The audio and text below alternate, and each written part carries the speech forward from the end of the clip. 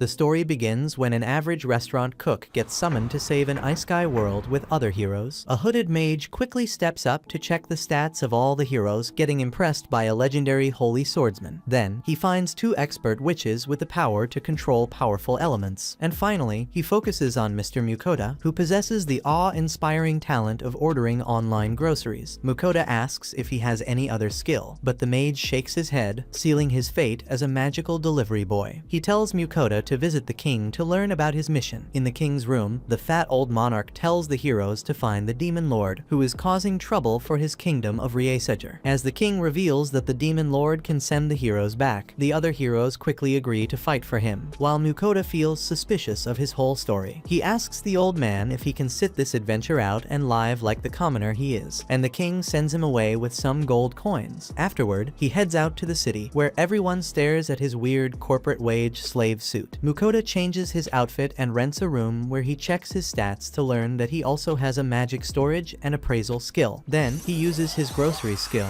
which opens a holographic online store. He then inserts some money into the screen and buys some quick food to keep him going, thinking that he can make good money as a chef with this skill to leave the plain country. The next morning, Mukoda rushes to catch a carriage to the town of Keels. On the way there, he asks a merchant what he's going to sell, who tells him that he's going to sell a very precious item called soap. Mukoda feels surprised that soap is so precious and asks the man if he stores his goods in a magic storage. However, the merchant tells him that the magic storage skill is very rare, so he has to carry everything around. Then, Mukoda asks him about the appraisal skill and learns that it's a legendary skill that's practically unheard of. The merchant wonders why he's so interested in these rare skills, but Mukoda claims that he was just dreaming. Then, the merchant tells Mukoda that he made a good call going to a border town because the kingdom is soon planning to seal its borders. Once Mukoda gets to Keels, he finds out that the kingdom has banned further carriage services, and a few soldiers tell him that the king is always trying to start wars without reason. Mukoda feels glad that he decided to leave the dangerous country, but wonders how to escape without a ride. He visits an adventurer's guild and asks for some bodyguards, and the receptionist tells him he'll need to offer 7 gold coins for his difficult request. Mukoda feels surprised by the price, but decides it's better to pay than get trapped in a war-torn country. The receptionist accepts his payment and introduces him to the adventurer Werner, who tells him that his party is ready to leave the next morning. The next day, Mukoda sets out for the kingdom of Venan with Werner's party, and they take a break after traveling some distance. As Mukoda sets up his kitchen to cook, the adventurers feel surprised by his magical storage and foreign equipment. He serves them some fresh sandwiches, which they all find incredibly delicious. Werner feels guilty for getting luxurious food for free, but Mukoda tells him it's not a big deal for him. Seeing his friendly response, Werner nods and promises not to poke his nose into Mukoda's secrets. Afterward, the group runs into some bug monsters on the way. Mukoda jumps in fear as a bunch of bug guts land near him, and a party member informs Werner that there's an angry boar up ahead. Werner's team turns the boar into a bunch of pork chops, and Mukoda stores all its meat in his magic storage. Then, he prepares some special pork soup for them, and the team feels their energy recharging from the hearty food. Mukoda wonders why his food is restoring their energy, since he just cooked a normal soup for them. He uses his appraisal skill to check everyone, and spits out his own soup, shocked that his food actually is giving the adventurers a huge stat buff. Thinking that his otherworldly ingredients could also have hidden side effects, Mukoda decides to keep his food sources secret to avoid being turned into a slave. While everyone chows away, a pair of green eyes silently stalks them in the night. The next day, Mukoda cooks everyone a heavy dish of fried pork, which they instantly devour. However, their joy is short-lived as the legendary Fenrir beast appears behind Mukoda. The giant wolf uses its aura points to threaten Mukoda into giving it food, but loses them all as it starts chomping on them like a starving puppy. Mukoda panics while quickly whipping up more batches of meat to satisfy the hungry dog. After emptying all the stocks of Mukoda's food mart, Fenrir stops eating and tells Mukoda that he's surprised he could satisfy it with such a small amount of food. Fenrir tells the exhausted cook that it wants to form a contract with him, but Mukoda feels worried about befriending such a dangerous creature. He tries to decline Fenrir's offer, but the wolf keeps interrupting him, making it clear that he isn't asking for his consent. Mukoda then asks Werner and his scared teammates if it's a good idea to trust the wolf, and finally accepts Fenrir's offer as they nod their heads. Fenrir then calls over Mukoda and presses its head against him, which creates a glowing light that signs their partnership contract. Once the contact is done, Fenrir proudly sits down to rest and orders Mukoda to cook 3 meals for him every day, leaving him him completely stunned. Then, Fenrir asks for a new nickname, and Mukoda gives it a dog name like Bob. However, the wolf feels offended that it's getting treated like a house pet and settles for the name Fel. After settling down from their shock, the group starts traveling again, and everyone wonders how they'll enter the border with the massive beast following them. Werner thinks that the Venan royalty will be all over Mukoda, who feels frustrated that he's attracting so much attention. Later, they all settle down for lunch, and Fenrir demands his portion from Mukoda. He tells the big wolf to get its own meat since he doesn't have any ingredients left, and Fel obediently leaves to hunt. Werner's team is surprised that Mukoda can casually order a legendary beast around, but he reminds them that it's only fair that Fel gets the ingredients he wants to eat. Soon, Fel returns with a powerful B-rank rock bird that Werner's party can only dream of touching. Mukoda asks Fel if he can keep the other parts of the bird, and the wolf tells him he can sell everything else as long as the meat ends up in his belly. With his approval, the team skins the bird, and Mukoda cooks the party's lunch. Fel starts getting impatient that he has to wait, but Mukoda reminds him that his giant portions take the longest to cook. After finishing lunch, everyone starts moving towards the border. Mukoda's teammates wonder how the kingdom will react to Fel, who is rumored to have destroyed an entire country out of rage when they finally reach Venan. Mukoda notices the border guards panicking because of Fel, and Werner leaves to explain their situation to them. However, they all end up getting detained by the border guards. The guard captain asks if Fel truly is under Mukoda's control, who asks his pet to explain that he doesn't mean any harm. Fel tells the captain that he won't attack the Venan kingdom if they don't harm his master. So the captain finally allows everyone to enter. Once they're in, Werner warns Mukoda that the Venan kingdom will investigate him because of his extraordinary companion. Mukoda feels upset to get so much attention, but says that he wants to travel the world for sightseeing anyway. So Werner tells him to get an adventurer or merchant license. Mukoda thinks about becoming a merchant, but a party member reminds him that he needs the Adventurer Guild's services to butcher all the monster Fenrir hunts. However, the mage tells Mukoda that he can just register in both guilds at the same time before they start heading into town. Soon, an annoying servant tries to invite Mukoda to meet his master, and he tries to refuse. However, the servant keeps pestering him to come along, so Fel threatens to obliterate his master's entire bloodline, which finally sends him running away. Werner thinks that the noble family might take action against Mukoda, but the mage reminds him that even the entire Venan army can't defeat Fel. One team member thinks that only a dragon can fight as Fel's equal, and the Fenrir nods, saying that his last fight with a dragon was an even match. After Werner's team finishes glazing Fel, he asks Mukoda to sign their job request completion, and he writes his name on the paper. Werner tells him that they'll go their own ways from here, and they say goodbye to each other. Once they all leave, Mukoda walks to the merchant guild, planning to sell the loot from Fel's hunts over there. As he walks into the guild, everyone feels stunned by the oversized husky following him. He asks the attendant for registration, and she explains that the merchant guild is independent of any country. Then, she informs Mukoda that the guild has 5 ranks from iron to mithril, before giving him an iron card to set up his portable food stall. Mukoda takes the card and leaves after telling the receptionist that he'll come back to sell his loot to her. Outside, he parks his wolf in a stable while making lunch for both of them. This time, Mukoda puts some steak sauce in Fel's meat, which he enjoys a lot. Then, Mukoda puts a different sauce on the next serving, and Fel gets surprised that the same meat can taste so different with just another sauce. He tries a bunch of different sauces before settling for a nice garlic sauce. After feeding his partner, Mukoda makes a bowl of steak rice for himself and starts to eat, but Fel also gets interested in the rice. Fel enjoys the rice as well, which leaves Mukoda to make some more for his own. He feels grateful that the online delivery skill lets him enjoy good food in a boring world, and heads to bed after dinner. Then, Mukoda remembers to prepare something before going to sleep. The next day, Mukoda heads back to the merchant guild, where he shows the receptionist his loot. She takes a look inside the bag and immediately leaves after seeing its content. As Mukoda wonders if he made a mistake, the receptionist soon returns and takes him to a private room, where the guild master reveals that his salt and pepper are of such high quality that they can sell them to the royal family. The guild master offers to buy all of Mukoda's goods and asks where he got them from, but he awkwardly tries to keep his secret. Noticing Mukoda's hesitation, the guild master stops asking and offers 10 gold coins for his goods. Mukoda is shocked, since he bought the spices for only a few copper coins, but the guild master mistakes his silence for dissatisfaction with the price. He raises his offer to 15 gold coins for everything, and Mukoda finally accepts, realizing he's discovered an infinite money glitch. After getting the gold coins, Mukoda heads for the Adventurers Guild and begins registering himself. The receptionist gives him the lowest G rank card before explaining saying that he needs to complete one quest per month if he wants to keep his membership. He nods and accepts an easy-looking quest to gather some medicinal flowers for the month. A few days later, Mukoda goes outside the inn and stretches his arms, ready to gather herbs for the quest. Watching him get ready without a care, Fel reminds him that he wants breakfast before they go out. After breakfast, Mukoda goes out to his quest location with Fel, who complains that breakfast wasn't enough to fill him. Mukoda tells him to hunt for meat while he gathers herbs, but Fel doesn't leave before activating a magic shield to protect him from monsters while he's gone. With the legendary dog gone, Mukoda uses his appraisal skill and starts picking the first herb he needs. He soon completes the quest requirements and picks some extra herbs as ingredients for his cooking. Then, Mukoda begins preparing lunch while waiting for Fel to come back. As he takes out his cooking set and orders some ground beef and sauces, Fel returns with another rockbird, saying that he left more monsters in the forest. Mukoda nods and continues cooking his ground beef pasta. Once it's done, Fel feels suspicious of the dangly noodles, but immediately gulps them down after tasting how good they are. Mukoda then gives Fel some cheese to add on top, feeling happy that he can still enjoy all the treats from his old world in this life. After lunch, they head to the forest to get Fel's meat, and Mukoda feels shocked by all the crazy monsters he has hunted. He asks Fel if it's okay to eat half-human monsters like orcs, but Fel explains that it's completely normal for humans to eat them. Mukoda nods before putting all the beasts in his storage and gets on Fel's back, who takes him on a roller coaster ride back home. Once they get back, Mukoda heads into the Adventurers Guild and hands the herbs to the receptionist, who feels surprised that he got so many on his first quest. After he asks her where to sell monster meat, she gets surprised that a weak man like him can hunt, but Mukoda explains that it was actually his guard dog's work. The receptionist nods, then sends Mukoda to the butcher, who gets shocked by the amount of meat he has and takes him to the back of the building. There, the butcher tells Mukoda there are rumors about him and Fel, before Mukoda shocks him with all the powerful beasts he has. The butcher tells him it'll take a while to process all the monsters, so Fel asks for some quick orc meat for the day's dinner. With the orc meat in hand, Mukoda plates some soft pork picadas with delicious meat sauce. Fel quickly digs in, but Mukoda still feels disgusted at the thought of eating orc meat. However, he quickly changes his moral code and inhales the premium pork after getting a taste. The next day, Mukoda goes to the butcher to get his meat. The butcher shows him all the meat before giving him over 200 gold coins for the other monster materials. Mukoda feels surprised, but the butcher reminds him that high-ranked monsters are precious loot. The butcher then gives him a magic crystal from an rank beast, before asking about the rumors that his legendary Fenrir is just a high-ranked great wolf. The butcher then laughs it off, thinking that Fel is the legendary beast for sure with his confidence, and Mukoda leaves with a new excuse to hide his pet's identity. To keep them both safe, Mukoda leaves the town and rests at a midway point outside. There, he asks Fel if he wants to order some gourmet food online, and quickly starts buying the food as Fel creates a waterfall drooling over all the options. Once the food arrives, Fel quickly swallows it all, and Mukoda gives him a final cut of precious Wagyu steak to enjoy. Fel thinks that the small meat is too pathetic, but realizes it tastes better than anything he's had before. Mukoda explains to him that Wagyu cows are specially raised to taste the best, which surprises Fel. He tells Mukoda that in their world, nobody farms animals on a large scale since they just eat monster meat. Once Fel finishes dinner, he tells Mukoda that he's feeling strong enough to defeat the ancient dragon he once fought. Mukoda checks his stats and realizes that his food gave Fel a 50% buff, and Fel leaves to use his power for more hunting. Mukoda feels worried to be alone at night, but Fel confidently tells him that his barrier is enough before leaving. After he leaves, Mukoda takes out a soft futon mattress and goes to sleep. Meanwhile, Fel runs through the forest and turns a rockbird into chicken drumsticks. Then, he fries a deer alive and rips through an entire horde of orcs. Before the orc general approaches him, Fel remains confident while facing the bulky monster and slays him with a single strike. But then, a fearsome chimera monster challenges him to steal the prey. Refusing to take the insult, Fel roars and unleashes a lightning spell that obliterates the chimera and takes the monsters back to Mukoda in the morning. Seeing the mountains of meat and a casually decimated chimera around him, Mukoda decides that it's the last time he ordered Wagyu for Fel. The next day, Mukoda asks Fel how he hunts monsters, and the murder puppy tells him that he uses a combination of claws and magic. Mukoda feels excited to use magic, so he checks his stats and finds out that he has magic talent. He asks Fel how to use it, but he just tells him to think about whatever spell he wants to use. Mukoda grabs his head in frustration, realizing that a genius beast like Fel, who goes by intuition, can't teach him anything about the basics. With Fel's words in mind, he imagines a powerful fireball fireball launching out of his hand, but makes himself look like a kid trying to use a kamehameha. Fel notices Mukota's pathetic attempt and explains that he needs to let magical energy flow through his body first. He lets Mukota feel his own body for the magic flow and tells him to practice for the feel, which gets him pumped. However, he immediately gives up after his first real fireball dies out like a cheap candle. Fel tells Mukota to get some magic practice with real monsters, but he wimps out and refuses to go. So Fel just grabs the cowardly chef to dump into the battlefield. He tosses Mukota into a camp of goblins and leaves to hunt meat, knowing that his wimpy master won't fight if he's around to babysit him. While running away from the goblins, Mukota throws a fireball at them, which hits one, but they continue gaining distance on him. Suddenly, Mukota trips on a stone, and one of the goblins jumps to attack him, but Fel's barrier protects him. Inside the barrier's protection, Mukota starts lobbing more fireballs at the goblins, and his final attack actually defeats a couple. However, he collapses from exhaustion and passes out, but Fel finally comes up to take him away. Later at night, Mukota wakes up in a cold sweat but calms down after feeling safe. Fel praises him for his final fireball, but Mukota starts crying because he threw him into such a dangerous place. Then, Fel notices that Mukota leveled up. Before he gives him the body of the Goblin King, he asks Mukota if the body has a magic stone he can sell for more wagyu meat, but the traumatized chef refuses to give him any more treats for the time being. Mukota then gets up to prepare a normal dinner, but orders some bakery goods after falling down from exhaustion. Fel feels upset that he's not getting any meat, but he stops complaining after finding the bread delicious. After finishing his portion, Fel asks for more sweets, but Mukota warns him that he'll get fat if he eats too much. However, the magic wolf confidently tells him that he's immune to poison and illnesses because he got a blessing from the goddess of wind, Ninrir. Mukota feels jealous that Fel is so overpowered and starts praying to God to give him some buffs just like him. As his desperate screams ring out, a mysterious lady sits at a pond, smiling softly. The next day, Mukota reaches another town, but the overgrown mutt behind him causes the people to panic. The border guards quickly surround Mukota, but he explains to them that Fel is actually just his pet great wolf. Fel telepathically reminds Mukota that he's not a great wolf, while the guards feel suspicious of him. After verifying his guild card, they tell Mukota that he's allowed to enter their town, warning that if Fel causes trouble, Mukota could get executed or sold into slavery as punishment. With this information in mind, Mukota heads into the town and leaves Fel in a stable, while he goes out searching for a world map. He enters a library and gets interested in a magic book, but is surprised that books are expensive because paper is a rare material. Then, he asks the shopkeeper if he has a world map, and the old man gets angry that Mukota thinks he has top secret FBI level information just lying around. Afterward, Mukota decides to find a bigger library for his needs, but returns to his room after finding nothing. He goes back to Fel and orders some instant food for the hungry dog, which easily cheers it up. Afterward, Mukota begins eating his own chicken and rice, but Fel, the legendary pig, starts drooling over that as well. The next day, as Mukota explores the town, he bumps into some drunk adventurers near a pub. He enters the pub, feeling scared of all the tough adventurers around him, but talks to a party sitting together at a table. The party feels annoyed by Mukota, but they all warm up to him after he treats them to some drinks. Mukota asks the adventurers if they can tell him more about their world, revealing that he's from the kingdom of Rieseger. The adventurers nod, saying that the new Rieseger king has been constantly launching wars while trying to expand his territory. They tell Mukota that the kingdoms of Ermin and Leonhardt are much more stable than their country, and have a bunch of dungeons for adventurers to explore. Mukota thinks about all the loot he can get, but decides that staying alive is better than risking it for a few trinkets. He feels upset that he doesn't have a map of where to go, and the adventurers quietly tell him that they actually got a secret map. They show him a map with some locations plotted out, and tell Mukota that he can have it since they have already memorized it. He thinks about their offer and decides that it's fair to pay a gold coin for such precious information. However, after Mukota buys the map, the adventurers leave the pub and everyone else starts laughing at him. He asks them what's wrong, and they explain that he could have just gotten the public map from the Adventurers Guild for a silver coin instead of getting scammed by strangers. With this map in hand, Mukota heads out with Fenrir towards the east, looking forward to the coastal areas. Meanwhile, up in the sky, Ninrir feels jealous that Mukota easily lured her servant Fel with some food and stole him from her. Down on the earth, Fel takes Mukota to a lake to eat some fish. He shocks the entire lake population into unconsciousness and tells Mukota to take the fish he likes. Mukota begins picking the trout, but when Fel tells him to grab some purple variants, he firmly refuses after realizing that they're poisonous. After collecting all the fish, Mukota grabs some firewood with Fel Fel and orders the ingredients for grilled trout. Once he has everything, Mukoda cleans up a couple of fish and puts them to grill on a skewer, while he preps Fel's special king trout. While preparing all the seasoning, Mukoda keeps reminding Fel to wait until the fish is properly grilled. Once all the different fish dishes are done, both master and servant dig into the food, instantly enjoying it. Mukoda then pulls out some beer to drink with the meat and goes ham on everything. While Mukoda eats, Fel complains that he has already finished, so he gets up to cook some more. Once they're both finally done eating, Fel asks Mukoda if he can cook more fish for him in the future, but he shakes it off and gets up to sleep. However, he runs into a little slime and wonders why the barrier didn't activate. Fel reminds Mukoda that the slime can't hurt him, and he sits down to pet the living jelly. Mukoda feels bad for the baby slime and wonders what to feed it since he's out of food. However, the slime just runs up to some garbage and dissolves it inside its body. Fel tells Mukoda that slimes can eat literally everything, so he rushes and stops the slime before it can devour his entire kitchen. After the slime cleans up all its plastic trash, Mukoda pats its head and it bounces with happiness. Mukoda wonders if the slime is intelligent as it jumps into his arms, confused by how friendly the monster is being with him. But Fel tells him that it has already become his familiar. Mukoda feels shocked that it became his familiar without even signing a contract. But Fel explains that since they both wanted to be together, they formed a partnership without a contract. Fel then asks Mukoda to name the baby slime, so he calls it Sui. The next day, Mukoda tries to create a stone missile, but only succeeds in lobbing a tiny pebble. Fel keeps laughing at his miserable failures, but Mukoda celebrates the fact that he can control another element. While Fel offers to get him some more practical experience, remembering his last disaster with the goblins, Mukoda firmly refuses, but Fel tells him he'll stay mediocre with his weak mindset. Afterward, Mukoda sits down to take a break, and Sui climbs onto his lap. He notices that Sui gained a lot of levels in just a day, and wonders if the plastic garbage from his other world is also a rare food source for the slime. Fel interrupts his thoughts by asking for more food, and Mukoda gets to cooking for everyone. He prepares a dish of marinated orc meat, which Fel starts devouring. Mukoda tells Sui to try eating the food instead of the bowl this time before enjoying his own portion. After they all finish eating, Mukoda feels happy that he's used to orc meat now. Before checking out Sui's stats, he learns that the little slime only gets temporary buffs from his food, and feels happy while watching it clean his dirty kitchenware for free. He then looks at Fel, the big freeloader, before deciding to celebrate Sui's first real meal by ordering some sweet buns with green tea. He asks Sui if it likes the sweet buns, and it immediately says yes. The next morning, Fel looks out at the sky while Sui wakes Mukoda up. Once he gets up, Fel tells him that he received a message from Ninrir. This news shocks him, but Fel explains that his master is willing to give Mukoda a wind blessing if he sends her some sweets from his world every week. Mukoda feels confused why a powerful being like Ninrir wants food, while Fel informs him that the minor blessing will protect him from status effects and enhance his magical talent. However, as Fel reminds him of the weekly gift, Mukoda wonders how to send it to Ninrir. Fel tells him that he can place the sweets anywhere, and Ninrir will take them if he offers them. Then, after he tells Mukoda to give Ninrir some sweet buns and bread, he wonders why Fel's master is demanding food like a toddler asking for candy. After getting all the sweets Ninrir wants, Mukoda offers them to her, and the items disappear into thin air. After the items disappear, a faint glow appears on Mukoda's body, and he feels happy at receiving the blessing. Meanwhile, Ninrir feels ecstatic as she enjoys the sweet buns, thinking she has truly found happiness. She feels sad after the bun quickly disappears into her belly, but some chocolate milk gets her excited again. Ninrir thinks about saving the rest of the precious sweets she has left, but her greed gets the best of her, and she finishes them all in one go. Back on Earth, Mukoda successfully uses his stone magic after getting Ninrir's blessing. After some training, he feels tired and heads over to his backpack to get some food. He grabs a chocolate bar and sits down with Sui, waiting for Fel to return after a task. Soon, he returns and senses that Mukoda ate something behind his back, so Fel starts throwing a hissy fit to get some chocolate of his own. As he orders some chocolate for Fel, Mukoda suddenly receives a message from Ninrir, who tries to act mysterious, but ends up begging him for the chocolate like a spoiled child. Mukoda finally realizes the reason Ninrir blessed him, and he gives her the chocolate before Fel pushes him to leave for their next location. On the way there, he asks Mukoda about his earth magic progress, and after learning that he's still at a beginner level, Fel decides to take him somewhere special. Soon, Mukoda finds himself at the entrance of a new dungeon and tries to sneak away. However, Fel drags him back, saying that he needs more experience to improve his magic. Mukoda starts crying that the dungeon is too dangerous for him, but Fel reassures him that it only only has weak monsters. Mukoda says that the weak monsters are still a big deal for him, but Fel tells him that he can't continue progressing at a snail's pace and reminds him that his barrier will protect him anyway. However, he warns Mukoda that if he gets too deep in the dungeon, his barrier might not work, so he needs to be prepared to protect himself. Realizing there's no way out, Mukoda starts preparing for his dungeon crawl and orders a bunch of different food. He explains to Fel that his food gives different kinds of buffs and begins stuffing his face to prepare for the dungeon. Once Mukoda finishes, Fel thinks he's ready for the fight, but he still feels scared as he heads inside. Fel gets frustrated that he's already shaking like a leaf at the entrance, so he pushes him into the action. Suddenly, a slime pops out, and Mukoda feels guilty for attacking it while having Sui with him. However, Sui mercilessly spits acid and melts down the opposing slime with zero guilt. Then, Mukoda uses his earth bullet to take out another enemy slime and notices that the earth is swallowing up its body. Fel explains that a dungeon is actually like a living creature that absorbs everything that dies inside it, which makes Mukoda even more scared as they head deeper inside. Once they go down a floor, suddenly, some kobolds start chasing Mukoda, who turns around and hits them as they get too close to him. He thinks he has done a great job, but Fel tells him he's still too weak and takes him even deeper to get stronger. After arriving at the lower level, Mukoda gets shocked by an entire army of kobolds and tries to chicken out. Fel refuses to let him weasel out and tosses Mukoda right into the horde with Sui to help. As the angered kobolds charge at him, Mukoda screams like a girl and flinches pathetically, but Fel's barrier protects him while Sui snipes all the monsters. Mukoda finally calms down after realizing he's safe and starts spamming his stone bullet to delete the kobolds. After decimating the entire floor, he notices two final kobolds who turn around to escape, but a creature inside the cave knocks them back. As the kobold king steps out, Mukoda stands there helplessly, before doing what he does best, running away screaming like a little girl. Fel reminds him that he can't defeat the monster by running, so he tries to use his stone bullets, but the kobold king easily shrugs off his attacks. Mukoda tries using more bullets, but the monster just attacks him through them. Then, after Fel warns him that the king can destroy his barrier, Mukoda gets serious and launches a big bullet attack that finally knocks out the monster. However, the kobold king somehow gets back up, and Mukoda runs out of mana to defend himself. As he thinks he's going to turn into wolf poop, the kobold king's attack gets stopped in its tracks by Fel's barrier, who reveals he was just lying to make Mukoda fight seriously. While the monster remains distracted, Sui pops up and melts it into a puddle of goo, and Mukoda passes out from exhaustion as his slime starts glowing. Later, Mukoda wakes up outside the dungeon with Sui nearby. Mukoda asks Sui if it's okay, and he replies that he's fine. He feels relieved at Sui's answer, but feels shocked after realizing that it's actually talking to him. Sui explains that he was able to talk after defeating the kobold king, and Mukoda finds out that he evolved into an adult slime after the fight. He then checks out his own stats, only to get heartbroken that he's even weaker than a 2-week-old slime. Mukoda then asks Sui about Fel, and he tells him that he went outside for a task. As Mukoda wonders if Sui is a special slime who can talk, Fel returns with a bloodied snout and asks for some real food. Mukoda gets mad at him for lying about the barrier, but Fel reminds him that he wouldn't have gotten stronger otherwise, so he starts ordering ingredients. After Mukoda prepares an egg-simmered rockbird gravy with rice, they all enjoy their lunch and sit down to relax. He asks Fel if he has already talked with Sui, and Sui confirms that Fel is a good uncle. The Grand Fenrir Fel gets offended and screams at Sui to use his normal name, which makes him cry. Mukoda comforts Sui in his arms and emotionally blackmails Fel, who gives up his dignity and finally allows Sui to call him uncle. While Fel tries not to cry from shame, Mukoda keeps cuddling his slime companion, feeling happy with his growing party. The next day, as they run through a forest, Fel tells Mukoda that they're going through boss-level Orthos and Griffin territories. Mukoda feels terrified, but Fel reminds him that those monsters can't touch him, but his pathetic master still tries to turn back and escape. However, Fel refuses to budge and tells him they're already inside Orthos territory. Once they head deeper, Fel suddenly stops, and soon, a bunch of brave and stupid Orthos jump out to fight. Mukoda quickly hides in a bush with Sui, while Fel reminds the young monsters how dumb their decision to fight is. The first Orthos rushes to attack Fel, but he takes it out without even touching its body. Finally, the other hooligans realize they're fighting a demon and run back into the forest. Fel calls Mukoda to come out, who asks him how he attacked the Orthos without even touching it. Fel proudly explains that he can use magic to claw at enemies, even from a distance, and Sui asks Mukoda if he can use this skill too. He reminds him that he doesn't have claws like Fel, but starts praising Sui for having an even better acid spray. While Fel watches which is unamused that the slime stole his glory. Later at night, as Mukoda gathers some water in a bucket, he gets startled by a sound. Fel tells him that he's acting scared with no reason, since the Orthos won't appear to harass them again. He then asks Mukoda for dinner, who gets ready to start cooking, but feels horrified remembering that it'll still take them 3 weeks to get out of these wretched forests. Mukoda then takes out some black serpent meat and starts making a sweet and spicy sauce for it. Once Mukoda's done preparing the meat, he forces himself to eat it, thinking it's chicken, but Fel steals it all for himself. Left with nothing for himself, Mukoda cooks up another batch for his hungry dog and slime, but after they both finish, all he gets for himself is a small serving left for a sandwich. The next day, Fel is running through the forest, but stops after seeing some rare healing mushrooms, explaining that they can even heal broken bones. Mukoda gets off to pick all the mushrooms and lets Sui eat some of them. As he finishes filling up a full basket, Mukoda feels shocked when Sui starts glowing. He quickly checks on his baby, but Sui tells him he's fine, so Mukoda checks his stats with appraisal. He learns about Sui's new potion creation skill, and Fel tells him that slimes can get the properties of the magic materials they eat. Mukoda feels excited to see the healing potion factory in action, and Sui tries his best to create his first potion. As some liquid starts dripping out from Sui's arm, Mukoda rushes to collect it in a bottle and feels surprised that it's a high-quality potion that can heal near-death injuries. He asks Sui if he can make lower-quality potions as well, and Sui confirms that he can also make low and medium-quality potions for smaller injuries. Seeing the healing potion created so easily, Fel feels surprised by Sui's unique skill and praises him for his intelligence. Sui feels happy with all the attention he's getting and jumps into Mukoda's hands, who pampers him even more. A few days later, Mukoda and Fel stop in the griffin territory. As the first griffin appears, Mukoda gets ready for another fight, but the monster asks to have a duel with Fel to prove its strength to its people. Fel agrees and warns the griffin that he won't hold back, but Mukoda telepathically tells him not to take the monster's life. With both of them ready, Fel charges at the griffin, which flies up and shoots a storm of feather arrows at him. Fel avoids the arrows, but loses sight of the griffin in the dust, so the bird uses this to launch a surprise attack. Mukoda feels lost since the fighting is happening in the dust, but Fel finally uses a tornado spell to sweep up the griffin. As the tornado disappears, the griffin falls from the sky, and Mukoda gets angry at Fel for going too far. However, the griffin feels proud that it fought a serious match against the legendary Fenrir before closing its eyes. Mukoda quickly calls over Sui and uses a powerful healing potion on the griffin, which gets up, feeling embarrassed that it lost so easily. However, Mukoda shows that it actually got Fel with a slight injury, and Fel awkwardly admits that he did get hurt. At this news, the griffin gets excited and roars to call all its tribe, who fly over to their location. The griffin heads to the lead spot and thanks Fel for helping him get recognized as a leader of his pack. He gives Mukoda a feather to keep so he can safely pass through the griffin territory in the future, before flying away with its tribe. Afterward, Fel demands a big dinner because he used so much strength, so Mukoda decides to treat him with all the meat they have left. He preps some orc meat with egg batter and fries it in oil, and serves the finished dish to his party. Then, Mukoda sits down for his own meal and tries to forget that he's about to eat a half-human. Meanwhile, Fel and Sui finish their portions and ask for seconds, but then Fel reminds Mukoda to give his sweet gifts to Ninrir. Mukoda feels anxious that he totally forgot, and orders some more sweets before Ninrir gets upset and turns his wind blessing into a curse. The next morning, Fel finally makes it out of the forest with Mukoda, who feels excited to enter the kingdom of Leonhardt. He tells Fel that they're running out of meat, and the oversized meat processor starts running anxiously to hunt more monsters as soon as possible. However, they encounter a caravan getting attacked by some bandits, so Mukoda asks Fel to save them in exchange for a special dinner. Up ahead, the bandits quickly overpower the caravan guards, but Fel arrives at the scene and roars to intimidate them before ordering the bandits to leave. Facing the legendary beast, the bandits drop their weapons and get arrested, while the caravan leader Lambert thanks Mukoda for his help. Mukoda asks him where he was headed, and after learning that they're going to a Leonhardt city called Kerlina, he asks to tag along with them. Once they all start walking towards the city, Mukoda hears the guards whisper about his Fenrir and learns that they use a magic messaging ability to communicate between cities. Mukoda sighs, hoping that he remains safe from all the greedy monsters after his precious dog. After a little while, the caravan stops to rest, and Fel reminds Mukoda that he promised him a feast. Mukoda thinks about what to cook since he doesn't have much meat, so he decides to make some perfect nuggets with all the remaining chunks. As Mukoda's party indulges itself, the adventurers smell their amazing food and walks over to check it out. Noticing their pitiful stares, Mukoda gives the beggars some food as well, and he quickly runs out of all his meat before getting to eat even a single piece. As thanks for the good food, the adventurers offer to guard their group while Mukoda's party sleeps, and he happily accepts their offer. Nearby, the bandits get angry at the guards for being detained, but Mukoda reminds them that Fel will turn them into beef jerky if they try anything funny. The next day, the caravan reaches the city of Carlina, where they hand over the bandits to the police. The caravan guards then decide to head over to the Adventurers Guild, and Mukoda goes with them as Lambert heads back to his shop. However, when Mukoda actually visits the guild, he learns that his license was revoked because he was inactive for over a month, as the receptionist explains that he needs to keep doing quests to retain his membership. Mukoda gives her his tag to re-register and tells her to register Sui as his familiar. She gets weirded out by the slime, and everyone else starts laughing at Mukoda. After getting registered, he heads to the shop to sell his meat, and the adventurers ask if they can look at the rare monsters Fel hunted. Soon, they stare at the mountain of dangerous beasts stacked up like a pile of trash, and quickly accept that Fel really is a real Fenrir. Meanwhile, the butcher feels excited to work on such high-quality materials. Out of curiosity, Mukoda asks him if he can butcher his meat elsewhere, and learns that other butchers can cheat him or carelessly ruin the monster loot. As the butcher gets to work, Mukoda feels excited to try more exotic meat, while the adventurers realize that they just ate literal gold from him last night. They all apologize for eating Mukoda's precious meat, but he tells them that he doesn't mind at all. As thanks, Captain Lars tells Mukoda to ask him for any help since he's a well-known guy in the city. Afterward, Mukoda heads to an inn to sleep, but feels bad that he has to keep doing quests to sell his meat at the guild. As he closes his eyes to rest, Ninrir starts telepathically crying that he hasn't given her any attention after coming to the city, so Mukoda gets up to give her a gift. He orders some extra special stuff this time, and Ninrir accepts them like an excited child, making him doubt her goddess status before he goes to sleep. The next morning, Mukoda looks at a guild billboard for some quests, and Fel tells him to hunt some goblins to increase his rank quickly. Mukoda reminds him that he still has PTSD from his last goblin encounter, and asks Fel why he's in such a rush to rank up and visit the ocean. Fel shamelessly tells him that he just wants good seafood, and Mukoda feels terrified of all the krakens and serpents lurking in the ocean. However, Fel insists that they go because he loved the fish they ate last time, and tries to get Sui to support him. Mukoda tries to convince Sui not to go, but it says that it wants to melt more monsters, forcing him to accept his party's decision. Once they head out to hunt, Sui spots a group of 3 goblins and turns them into fertilizer. Mukoda feels disgusted while cutting off goblin ears for proof, but then another bunch of them appear from behind. Sui sprays them with acid again and melts through the entire pack like butter. While Mukoda's knees tremble with fear, Sui asks him if he can fight more goblins, so Fel drags him away before he can refuse. Soon, the slime machine gun finishes, wiping out the local goblin population, and Fel makes Mukoda collect all their ears to get more adventurer points. Mukoda feels worried that the mountain of goblin corpses might attract beasts to the city or create another dungeon, and asks Fel to clean them all. He suggests burning the bodies, but Mukoda refuses to risk setting the entire forest on fire, so Fel then asks Sui to melt them all. Sui asks for Mukoda's permission before enlarging into a giant form, and Mukoda checks his stats and learns that he got another skill. Sui explains that he can now change his size at will, before melting his big form away and creating dozens of new slimes, which get to work and eat up all the goblins. Mukoda asks Fel if this is normal, but even the old Fenrir feels surprised by Sui's mysterious powers. After the slimes finish cleaning up, Mukoda realizes that Sui's powers might be even more valuable than his own grocery skill. Afterward, Mukoda orders some bread while they rest, and he wonders if it's okay to finish ranking up in just one day instead of the whole month. Once he gets back to the guild, Mukoda feels trapped as the guild members panic over his mountains of goblin ears. The receptionist calls him over to meet her guild master with his party, and Mukoda gets ready for another stressful meeting. After Mukoda enters the guild master's room, the leader, Willem, asks him about the goblins. Mukoda tells him that he encountered a big tribe of them, and Willem explains that the city was having trouble with all the goblins that had popped up, so he'll reward Mukoda for taking care of them all. Mukoda feels relieved that he's not getting investigated, while the guild master praises Fenrir's power for defeating the goblins. However, Sui reminds Willem that he did all the hard work, and the guild master feels surprised that Mukoda has another unique friend. Then, he tells Mukoda that the royal family has allowed him to live freely in their kingdom, but asks for Fel's help if they face an emergency. While Mukoda celebrates his freedom, Willem asks him about his adventurer rank promotions. He tells him that he wants to become F rank, but Willem offers to raise him directly to C rank if he can do some tasks for him. Mukoda realizes that a guild master must have some serious missions and tries to refuse, but Willem explains that Fel can complete these difficult requests on his own. As Fel agrees, Willem takes out some high-ranking quests, feeling excited to have some of the town's old problems solved. Mukoda then asks Willem to sell some rare beasts, but he tells him that he doesn't have enough money to purchase the precious Chimera and Orthos. Disappointed, Mukoda stores away the two terrors while the butcher works on the other special monsters. Learning that they're all S-ranked monsters, Mukoda feels a bit scared of his own pet Fel, and Sui says that it wants to become just like its uncle. As Mukoda prepares to head home, Willem tells him to get his C rank card the next day. Once he gets back, Mukoda starts prepping some rockbird for dinner and peels the meat into smaller strips with Sui. After preparing the meat, Mukoda adds his veggies and seasonings and begins enjoying the meal with his friends. After dinner, Fel tries resting in his stable, but feels suffocated, so Mukoda gives him a mattress to lie on before leaving to sleep. The next morning, Mukoda gets his guild card from Willem and learns that he only needs to do a quest every 6 months from now on. Then, Willem shows him a huge pile of cash and explains that all the rare monsters he hunted sold for almost 2,000 gold coins. Mukoda feels happy to be rich, but then realizes he's become a prime target for bandits. After making the payment, Willem gives Mukoda his special quests to hunt a metal lizard and a pack of red-horned bulls, saying that they need the lizard taken care of first. Mukoda remembers that Fel has already hunted a metal lizard, realizing that he underestimated how dangerous these beasts were because Fel plucked them like weeds. Then, Willem explains that the red-horned bulls have started a colony near adventurer training grounds, and Fel feels excited to try their delicious beef. Mukoda also starts getting dirty thoughts about all the nasty things he could do to the bull's tender meat, and Willem feels creeped out by his disturbing expression. Afterward, Mukoda heads to Lambert's shop to buy a new carry bag for Sui. In that moment, Sui jumps into a bag he likes. Then, he also buys an expensive knife belt and purse, and grabs some leather shoes to replace his old ones. Lambert calculates the final price, but tells Mukoda that he can have the items for free since he saved his life. Then, he asks him if he has some expensive black serpent skin left, but Mukoda guiltily explains that he already sold it all to the guild. Lambert sighs, recalling the beautiful red serpent skin the guild recently bought, and Mukoda refrains from telling him that he was the one who sold it, too. As Mukoda later prepares to leave, Lambert asks him to sell any serpent skins to him in the future, and he accepts his request. Fel joins Mukoda as he walks back to the inn and demands to eat some more nuggets with Sui before they go lizard hunting. Once they get back, Mukoda gets to cooking and douses the meat in sauce before preparing to double fry it. After the first batch gets done, Mukoda's two pets quickly finish it and ask for more, and he happily prepares more servings. Once he's done feeding his pets, Mukoda sits down to have some food for himself and enjoys the full moon in the sky while having his feast. The next day, Fel reaches the metal lizard's location and asks Mukoda to check on his map. Once he gets confirmation, Fel starts running to sniff out the lizard's nest, and soon finds a cave near a forest. Mukoda asks him if he can stay outside while he goes in to hunt, but Fel just takes him inside anyway. Deep within the cave, Fel spots the metal lizard chomping away at some metal. Mukoda notices that the lizard is glowing for some reason and finds out that it's actually evolved to get a mithril skin. Fel explains that since the lizard has mithril armor, magic attacks will be less effective against it. Mukoda thinks that this will cause trouble for Fel, but the overpowered wolf just fries the lizard with a powerful lightning spell. Mukoda pays his respects to the fallen soul and stores it in his bag, and decides to pick some mithril ore while he's in the cave. He thinks about creating some magic armor with the material, but Fel gets angry and reminds him that his barrier is far stronger than some metal. Then, he grabs Mukoda and sprints off, ready to go hunt the bull colony for delicious beef. Once they reach the area, Mukoda decides to sit it out and let Fel hunt the monsters. Fel agrees and leaves him behind, but Sui pops out of its bag, leaving his master all alone. Mukoda takes a peek at the scene, but before he can even react, a huge wind blows out, clearing to reveal the bull corpses whose souls ascended to heaven. Sui comes back to Mukoda to proudly reveal that he cleaned up the monsters, while Mukoda wonders if he can even fit so much meat in his bag. As he struggles to shove the cows into his storage space, Sui creates his dozen clones and helps him move the bodies. Once the meat is stored away, Mukoda starts preparing some orc and rockbird sandwiches for lunch. As they start eating, Sui gets curious about the soda Mukoda is drinking. He gives some of it to Sui, and it instantly empties the whole bowl, while Fel comes over to check it out. After enjoying an entire bottle, the big wolf sits down to rest and starts burping like an old engine. Later, Mukoda returns returns with the mithril lizard to the guild, and Willem tells him that this discovery is so serious, he'll have to report it to the king. The butcher explains that metal lizards are rare creatures, but in order for one to evolve into a mithril lizard, it must have found a new mithril ore vein. He reveals that mithril ore can only be mined at 3 locations in the world, so they have just discovered a new gold mine. Willem tells Mukoda that he'll sell the lizard to the king along with the mountain's location, but he'll get him a good reward for it. Learning that he'll get 5,000 gold coins as compensation, Mukoda starts feeling scared of his own money, while the butcher feels jealous that he's suffering from success. However, Willem asks Mukoda for some time to prepare the big payment and tells him to take care of the Red Bulls in the meantime. Before he can even finish speaking, Mukoda unloads the entire herd into the room, leaving the guild master truly speechless. Afterward, Mukoda feels worried that he'll get into trouble for his secret discovery, but Fel impatiently asks him for dinner. The thought of premium beef cheers Mukoda up, and he gets ready to prepare them some good steaks. He cuts up the meat into big portions and prepares his pan for grilling. Once the pan is ready, Mukoda adds the spices and cooks up the meat before wrapping it up in foil to set. Fel and Sui feel excited as they wait, and when the steak is finally ready, they all ascend to heaven from the exquisite flavor. After finishing his portion, Fel asks Mukoda for his special treat, so he drizzles some garlic sauce all over his next serving. Later, the two beasts rest while Mukoda cleans the dishes, and Fel tells him that he can't go back to raw meat after getting hooked on his cooking. As Sui also praises his master, Mukoda feels happy to have these companions and feels determined to continue treating them with delicious cuisine. After finishing the dishes, Mukoda heads to his room to give Ninrir her gifts before going to sleep. He orders some sweets from his store, but Ninrir complains that she wants even more. She feels excited after Mukoda orders some deluxe cakes and puddings for her, but suddenly, some other goddesses interrupt her and greet him on the call. The other 3 girls get angry at Ninrir for hogging all the good stuff, but she claims that she's just getting compensation for giving him a blessing. The biggest of the 3, the goddess of earth Kisharl, tells Mukoda that a blessing can only enhance his power if he uses the corresponding element magic. Along with her, the goddess of fire Agni offers to boost his fire magic as well, and Mukoda feels stuffed under all of their offers. Ninrir tries to protect him from the others by reminding them that they've been giving out too many major blessings already. However, the 2 just settle for giving him minor blessings, and Mukoda feels like he can't refuse them even if he wanted to. Mukoda asks them if it's normal for one person to gain the blessings of multiple goddesses, and they realize nobody else in history got it. However, Agni doesn't care, and she blesses Mukoda without his consent, and Kisharl does the same. Ninrir feels upset that she has to share her human bakery, but the 3rd goddess quietly asks her if she's not going to get anything. Ninrir and the others grow quiet after she speaks, and she introduces herself as Rusalka, the goddess of water. Rusalka feels upset that she can't get Mukoda's sweets because he doesn't have any water magic and starts crying. Everyone panics to calm her down, and the girls tell Mukoda he should help. While he feels confused about what to do, Sui asks him if he can help. This gives Mukoda the idea to have Sui blessed by Rusalka, and she agrees to give him a major water blessing. Once all the girls calm down, Mukoda sends all of them a big box of treats as a gift. Before lying down to check his stats, he decides to keep his blessings a secret, while Sui feels confused, so Mukoda tells him to test out the blessings the next morning. The next day, Mukoda uses his fireball and stone bullet spells, feeling happy to see them much stronger than before. Then, Sui creates a big ball of water and completely obliterates a giant tree with it. Before slicing down another 2, Mukoda feels scared of Sui's power and warns it never to use its powers on people. While Mukoda goes back to training with his new power, Fel goes out to hunt some more beasts. When he later returns, Fel sees that Mukoda built a new house for them to sleep in with some earth magic. However, he puts down a black serpent, demanding dinner before they can go in to rest. The next day, Fel asks Mukoda if he wants to hunt some more meat. He refuses, saying that they should sell the serpent skin to Lambert while they collect the previous meat from the Adventurers Guild. Once they go back to town, the butcher hands over the finished bull meat along with the money, saying that it will still take them some time to process the mithril lizard. Mukoda nods and gives him the black serpent to process the meat and skin. Before returning to make lunch, he takes out a meat grinder to make some mincemeat, and Sui helps him crank the manual machine to finish the work in seconds. Once the meat is ready, Mukoda sautés some onions and prepares the meat in an egg and bread batter. Then, he turns the beef into patties and puts them on a grill, and the group soon stuffs their faces with some good food. Once they're done eating, Mukoda tries washing himself, but realizes that the inn's soap is useless. He decides to order some premium soaps and shampoos from his online mart to use and sell to Lambert. Once the soap soap arrives, he visits Lambert's shop and starts by selling the serpent skin, before asking him if he can sell his soaps as a merchant. Lambert looks at the soap and admires it for its high quality. But when Mukoda introduces the rest of the magical hair and skin products as well, he starts thinking that God sent him a miracle from heaven. Lambert explains to Mukoda that his wedding anniversary is next week, so he got the perfect gift to give his wife, who is tired of all his bags and purses. As Mukoda learns that Lambert's wife loves taking baths, he starts wanting a bathtub for himself and asks him if he sells any. Lambert shows him a luxurious tub, but explains that because bathtubs are so expensive to make, he'll need a few hundred gold coins to pay a specialized tub shop. With all the money from monster loot, Mukoda decides it's worth it to pay so much, and Lambert offers to introduce him to a tub maker before he leaves. The next day, Mukoda goes back to Lambert to check on him and meets his enthusiastic wife at the door. She introduces herself as Mary before explaining that because of Mukoda's shampoos, her husband actually looked like he had taken a shower for the first time in years. She then praises Mukoda for his magical conditioners that fixed her dry hair, and Lambert asks him if he can sell his soaps in his store. Lambert says that he's a bit skeptical about selling soaps as a leather merchant, but his wife tells him that the rare soaps will be an instant success. She asks Mukoda to sell his goods to Lambert's store, and he quickly accepts, saying he doesn't know other merchants anyway. After finishing his goods delivery, Mukoda heads back to Fel and Sui, and Fel asks him if they can go hunting again. However, Mukoda refuses, explaining that the guild master arrived in town to see him before leaving the bored wolf to rot alone. Inside the guild, Mukoda enters the guild master's room and immediately screams in shock at the mountains of gold piled up. With the 6,000 gold coins in hand, Mukoda thinks he's going to get the best bathtub of all time, but a guild secretary interrupts to inform Willem that some adventurers got critically wounded by wyverns. As they rush down to check, the secretary explains that the party was attacked on the city outskirts. Once they reach the ground floor, they see the wounded adventurers, and Willem asks the surrounding people for healing potions. Mukoda quickly gives him some of Sui's potions, and they instantly restore the adventurer's health like senzu beans. Mukoda tries to act innocent as Willem feels suspicious of his medicine, but he orders his staff to take the adventurers to a doctor. Then, after Willem announces an emergency quest to hunt down the rogue wyverns, Mukoda realizes that he also has to participate as a C rank before anyone can leave the guild, though Fel arrives and declares that he'll take care of all the monsters himself. Mukoda tries to stop him, but Fel feels too bored to sit around and decides that he wants to eat wyvern meat for lunch. Seeing Fel ready to fight, Willem offers to help, but he tells him that he'll just get in his way. With the city's fate in Fel's hands, Mukoda is left helpless to head out with him. Once they reach the wyvern area, Fel stops to look at the flying beasts and says that he'll teach Sui how to hunt the birds. As the wyverns swoop down to attack, Fel takes Sui on his back and rushes towards them, and tells him to aim for their heads and necks to take them down. Sui takes a shot and hits a wyvern, but misses its head. The injured creature falls down screaming in pain, and Fel removes his head like a plastic puzzle piece, with his guns warmed up.